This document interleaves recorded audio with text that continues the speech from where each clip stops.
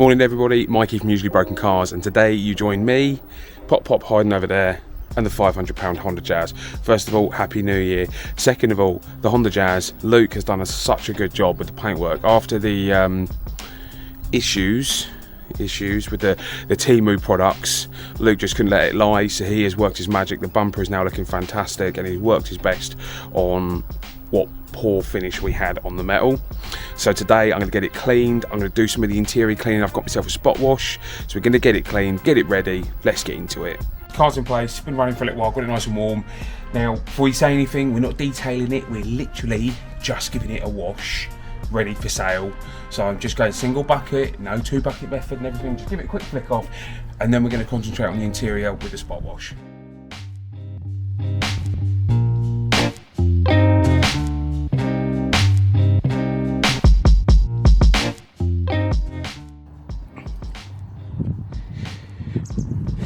It's like 0 degrees, so as you can probably imagine, it's flipping freezing.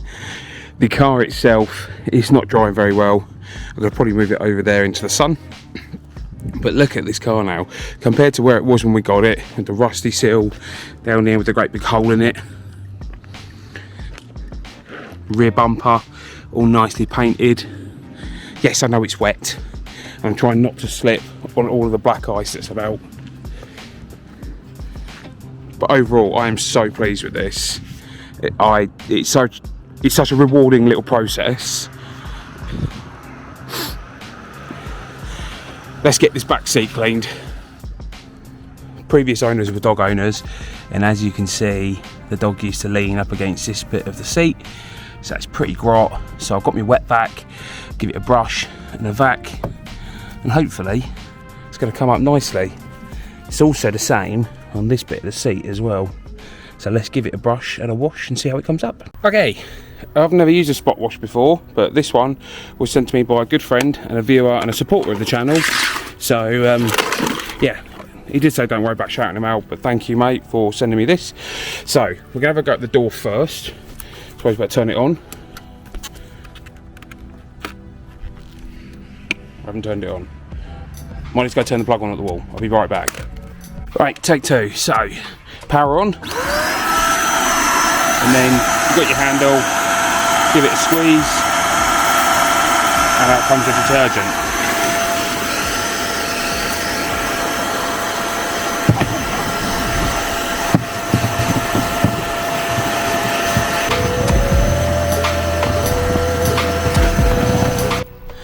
But I think it's safe to say that that's not done a bad job at all.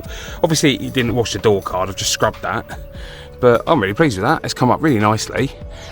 Not through fault of its own, but I think the tool struggles to get in the corners and stuff.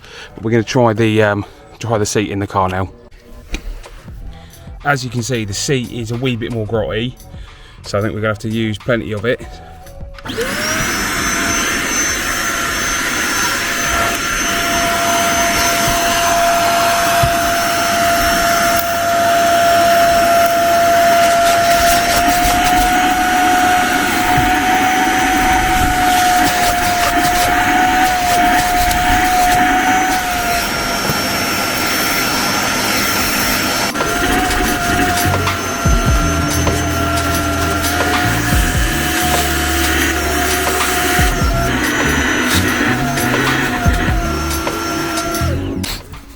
So it needs a bit of a stiffer brush.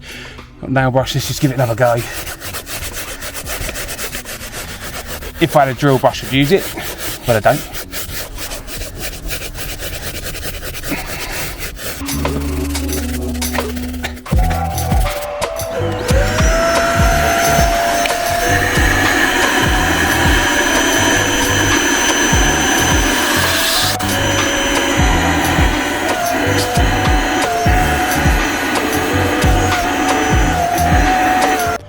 I think it's safe to say that that is a resounding success. I'm really pleased with it. It's come up really nice in comparison to what it looked like. So yeah, good job little Vax. That's the £500 Honda Jazz cleaned, interior cleaned, ready to go for sale. So next bit, I'm going to be at my desk. We're going to break down the costs of each of the different bits, the bumper, you know, sorting out the service and the brakes and MOT, and seeing exactly how much this has cost me. And then I'm going to put it up for sale and see how much I can sell it for, and I'll let you know what profit we make. Back at Broken Cars headquarters, and let's do a breakdown. I've sold the car. I sold the car for £2,250. So this is the interesting part. This is where the breakdown's going to come in, and we'll see how much I sold the car for, and then work out our profit. So 2,250 quid. Okay. I then had to pay for the car, so that was £500. I then had to pay for the parts, that was £200. I then paid for the paint, that was £384. Now, there's a caveat there. It was £384, but luckily, one of my besties owns a paint shop, so between him and his brother, they did a load of extra work on that, and that was just a blessing for me. So, think yourselves lucky, but £384. So, that brings us to a grand total of £1,166 profit. But whenever I flip cars, I always go halves with my dad, because he actually paid for the car. So Pop paid for the car. So that brings us to a total of £583 profit. So £583 profit. What do you think, guys? Was it worth doing the job? I mean, I'm very happy with it. The car, I'm so pleased with it in the end. It looked like a lovely little car, especially after we cleaned up the seats and the additional work that Luke did. He went above and beyond. You know, he didn't need to do as much as he did, but he was so unhappy with the finished quality from the Temu stuff that he just absolutely nailed that rear bumper, and the car looked perfect. So let me know in the comments below, was £580 profit a good profit, or in theory was £1,200 a good profit off of a £500 car?